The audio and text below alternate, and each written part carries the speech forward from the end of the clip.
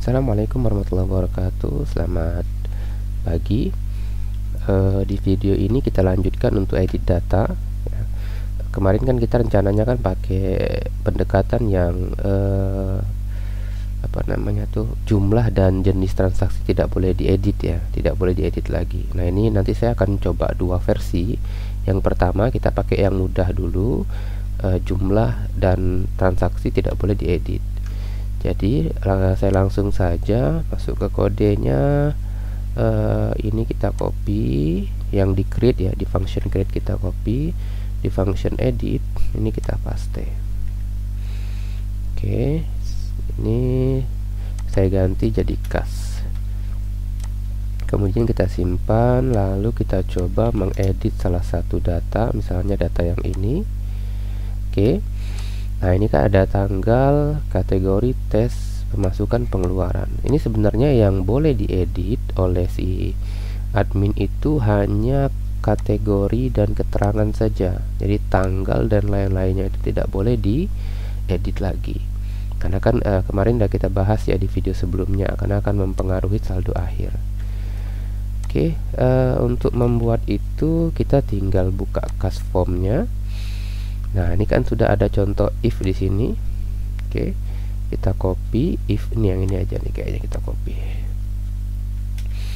Kemudian di sini sorry sebentar. Di sini aja nih kita buat nih disable sama dengan disable ya kayaknya dia. Disable. Oke, ini dia. Kemudian kita kirim dia di sini. Disable. Jadi kita buat satu variabel di edit.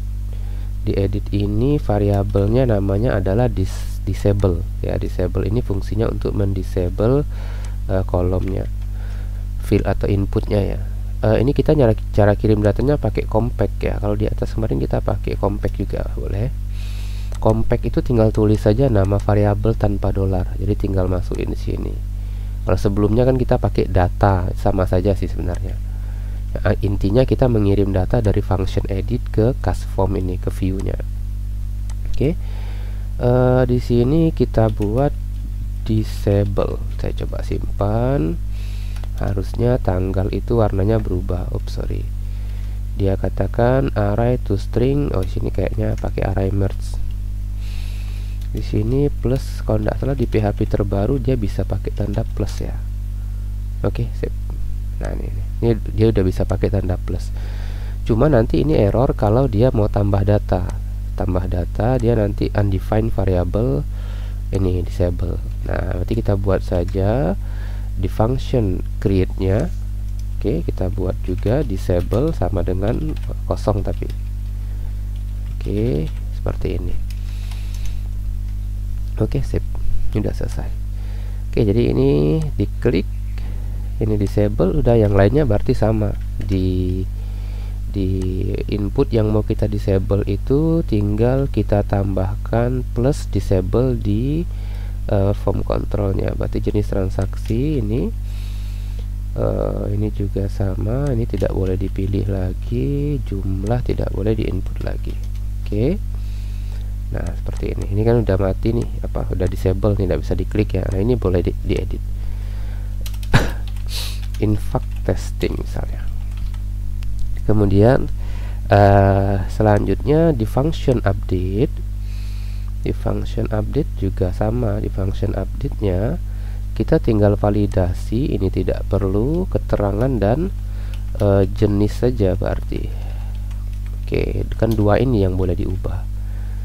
Oke, ini kemudian pertama find or fail udah bener, request all udah bener, calculate saldo akhir. Nah, ini calculate ini tidak ada ya, ini kita hapus saja nih. Ini kan kemarin masih bawaan ChatGPT.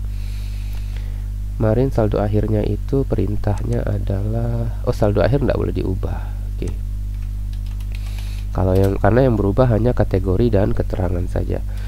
Ini kita bisa pakai gini yang gampang. Request data sama dengan request validate. kemudian ini kita menggunakan filenya itu kita menggunakan request data. Oke, ini udah selesai. Kemudian kalau dia berhasil, dia return ke cache index, kemudian kita kasih flash message data sudah disimpan. Oke, kita coba simpan. Misalnya kita ganti jadi testing edit. Oke, ini udah bisa. Ini tidak boleh diubah, ini tidak boleh diubah. Jadi bentuk formnya seperti ini. Nanti ada alasan kan, kalau ditanya kenapa tidak bisa dirubah tanggal dan lain-lain, karena akan mempengaruhi saldo akhir ya. Kemudian di tabel di model cache.php, datanya itu kita urut. Oke, ini udah benar, sudah kita urutkan berdasarkan created at ya. Oke, apalagi yang mau kita ubah tadi, sebentar. Ini kita sudah oke, udah semua.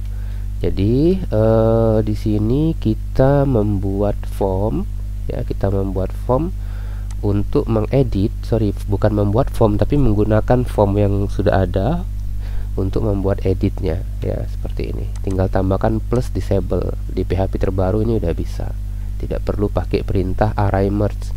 Kita kan punya dua array ya, nah harusnya tuh pakai array merge, tapi di PHP terbaru tinggal pakai tanda plus. Oke, ini udah selesai. Nah, karena udah selesai, kalau ini kan gampang nih, artinya dia tidak boleh ngedit saldo akhir dan transaksinya. Nanti kita setelah ini saya akan buat juga cara yang kedua. Kalau cara yang kedua ini yang kemarin kita bahas itu dia boleh ngedit ya, nanti ada tutup buku otomatis. Nah, kita akan buat cara itu. Jadi kalian tinggal pilih, kalau mau mengikuti cara yang pertama berarti udah selesai sampai di sini. Tetapi kalau kalian mau mengikuti cara yang kedua, nanti silakan. Untuk hapus ini bagaimana? Untuk hapus ini sebenarnya hapus ini juga sama, tidak boleh data yang sudah diinput itu dihapus. Lantas hapusnya bagaimana? Hapus ini akan membuat record baru.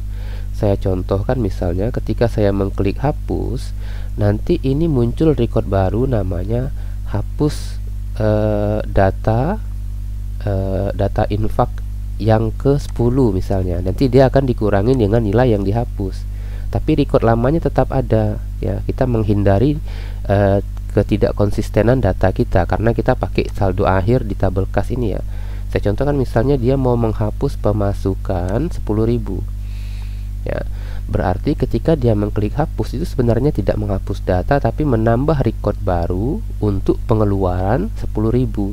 Jadi saldo akhirnya tinggal 40.000 gitu. Jadi trik-triknya seperti itu. Mungkin nanti akan saya coba buat di video berikutnya. Assalamualaikum warahmatullahi wabarakatuh. Selamat pagi.